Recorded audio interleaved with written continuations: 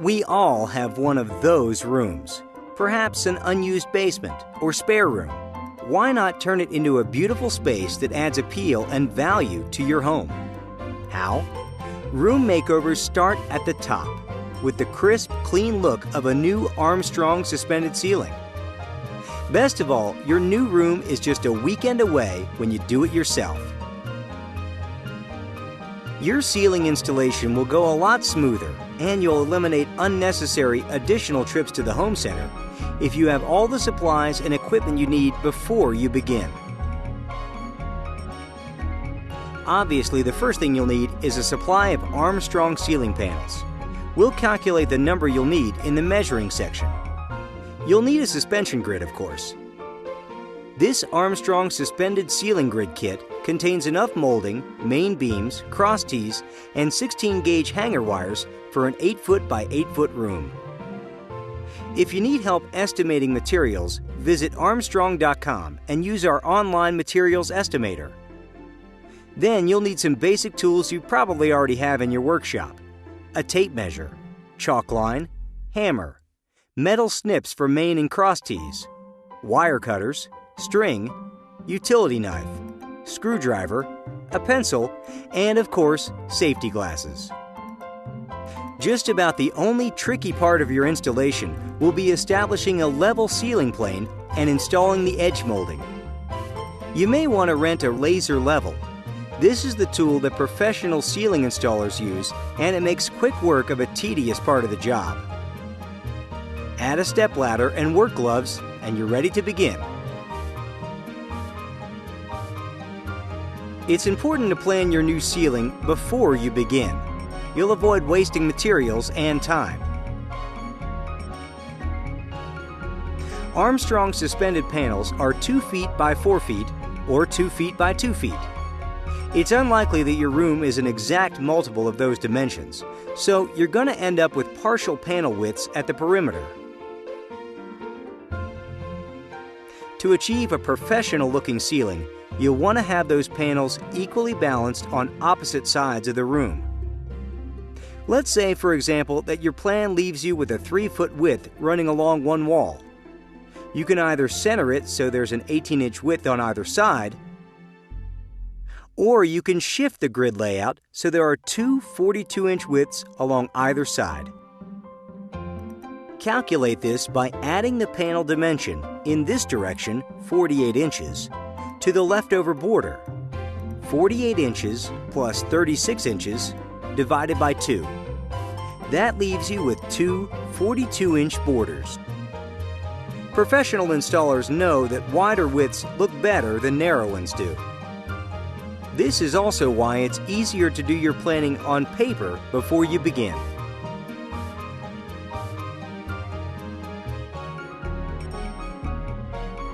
The first step to installing your grid is establishing your ceiling height. You must leave at least 3 inches below joists, pipes, or ducts when you establish your ceiling heights. Perimeter molding will be installed at the ceiling height you select. Installing wall molding at a level height will help ensure that your ceiling plane is level and flat. The easiest way to establish a level ceiling plane is with laser level. This is what the pros use and makes the job of leveling your ceiling almost foolproof. Set it to your desired ceiling height. Most will automatically level themselves and show exactly where to fasten the perimeter molding to the wall. You can also mark your perimeter manually. First, establish your ceiling height and mark it 1 inch higher. Use a carpenter's level, the longer the better, to mark the plane along 3 walls. Then, snap a chalk line to mark the 4th wall. Now, you're ready to attach the wall molding with 6 penny nails or screws. An extra pair of hands will help you maneuver the molding lengths. You can butt the molding at inside corners, but you should miter the outside corners. If you're installing against a concrete sidewall, just hang a main beam along the wall instead of a piece of wall molding. It will look the same when the job is complete.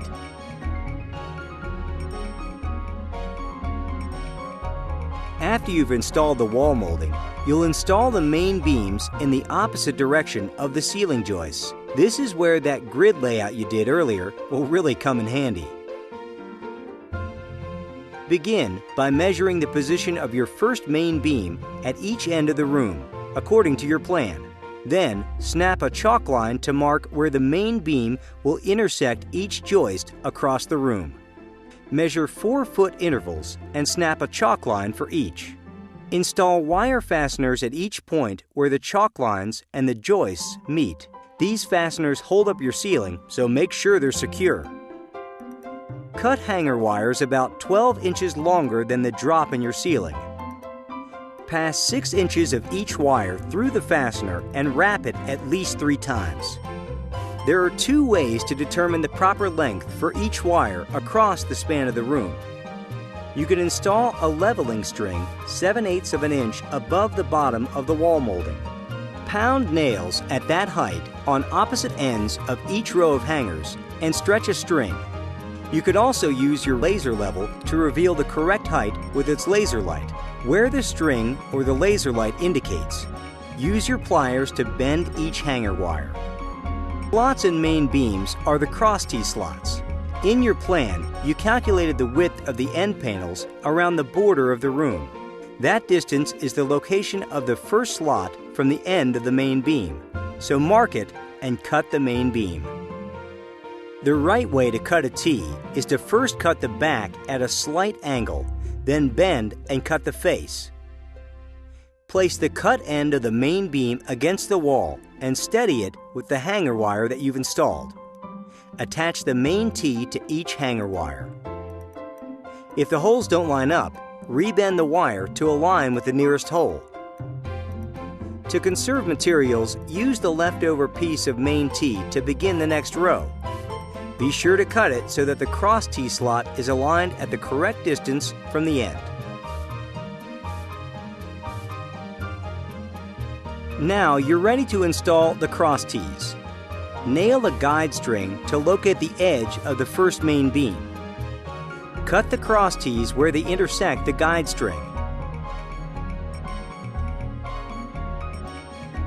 You can make sure your grid is square by taking diagonal measurements. They should be the same. If not, adjust the length of the main Ts until your grid pattern is square. Some ceiling panels are 2 feet by 2 feet. You'll install that grid the same way, just adjusting your dimensions.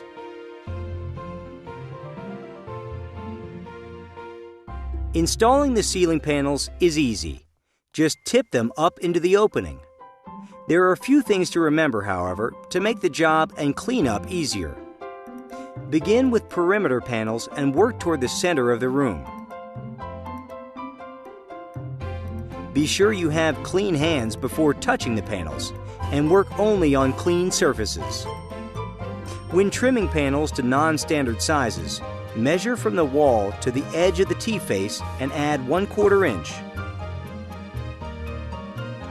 Measure both sides in case there are slight variations in dimensions.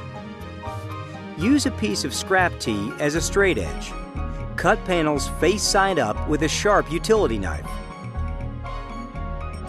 Careful planning and measuring are the most important things you can do. But you'll find additional tricks of the trade along with instructions for handling non-standard conditions you may encounter, such as basement windows, pipes, or stairwells, in our Tips for Professional Installers pamphlet available online at www.armstrong.com.